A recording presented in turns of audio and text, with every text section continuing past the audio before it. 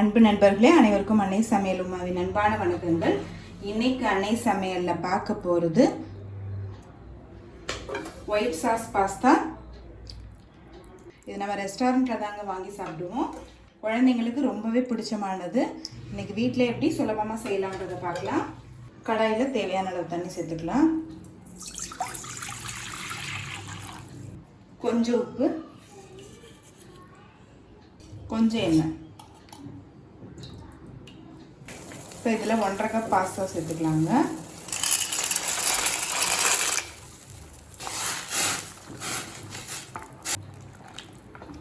இப்போ இது வேகிறதுக்கு 8லேருந்து 10 நிமிஷம் வரைக்கும் ஆகுங்க.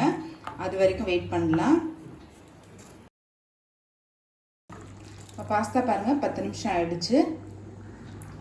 நல்லாவே சாஃப்ட் ஆகிடுச்சு. இதுக்கு மேலே இருந்ததுன்னா குழஞ்சி போயிடும். இப்போ இதை எடுத்து தனியாக வச்சிடலாங்க.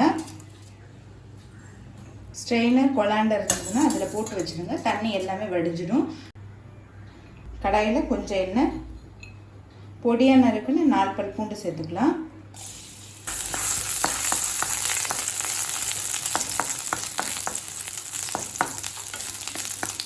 கொஞ்சம் கேரட், கொஞ்சம் கேப்சிகம், கொஞ்சம் உப்பு. நல்லா ஹை ஃப்ளேம்லேயே வச்சுட்டு 2 நிமிஷம் வரைக்கும் வதக்குனிங்கன்னா போதுங்க. காய்கறி ஃபுல்லாக வதங்கணும்னு அவசியம் இல்லை, லேசாக வதங்கினா போதும். இப்போ காய்கறி எல்லாத்தையும் நல்லா வதக்கியாச்சுங்க. இந்த அளவுக்கு வதக்குனிங்கனாலே போதுமானது. இப்போ இதை எடுத்து தனியாக வச்சிடலாம். இப்போ கொஞ்சமாக பட்டர் சேர்த்துக்கலாங்க.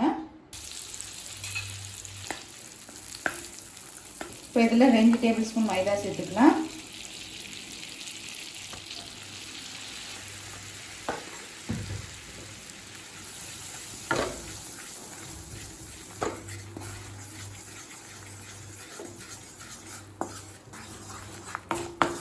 இப்போ அடுத்தது இதில் 1/2 கப் பால் சேர்த்துக்கலாம்.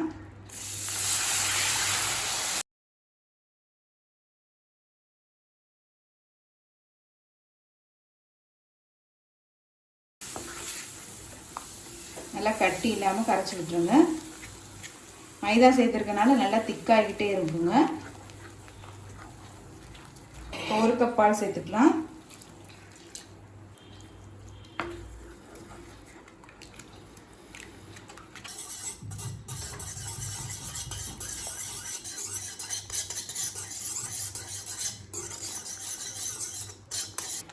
இப்போ பாருங்கள், நல்லா கட்டி இல்லாமல் கரைச்சாச்சு. உங்களுக்கு பார்க்கும் போதே தெரியும். அடுத்தது கொஞ்சம் ஆரிகனோ சேர்த்துக்கலாம். கொஞ்சம் சில்லி ஃப்ளேக்ஸ், கொஞ்சம் மிளகுத்தூள், கொஞ்சம் உப்பு.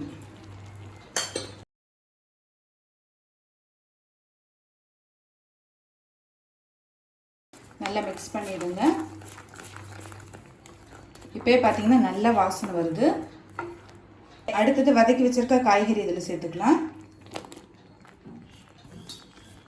வேக வச்ச பாஸ்தாவையும் சேர்த்துக்கலாம். இது எல்லாத்தையுமே நல்லா மிக்ஸ் பண்ணிக்கலாங்க. பாஸ்தா நல்லா கோட் ஆகணும், அது மாதிரி நல்லா மிக்ஸ் பண்ணிக்கோங்க.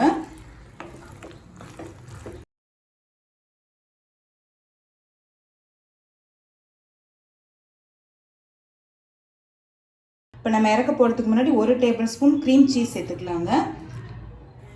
இப்போ நான் ஸ்டவ் ஆஃப் பண்ணிட்டேன். இது டேஸ்ட்டுக்காக தாங்க சேர்க்குறோம். இப்போ ஒயிட் சாஸ் பாஸ்தா ரெடி ஆகிடுச்சு. நம்ம சர்வ் பண்ணிடலாம். இப்போ சுவையான ஒயிட் சாஸ் பாஸ்தா ரெடி ஆகிடுச்சு. ரெசிபியை ட்ரை பண்ணி பாருங்கள், கண்டிப்பாக உங்களுக்கு பிடிக்கும். ரெசிபி பிடிச்சிருந்ததுன்னா வீடியோவை லைக் பண்ணுங்கள், கமெண்ட் பண்ணுங்கள், ஷேர் பண்ணுங்கள்.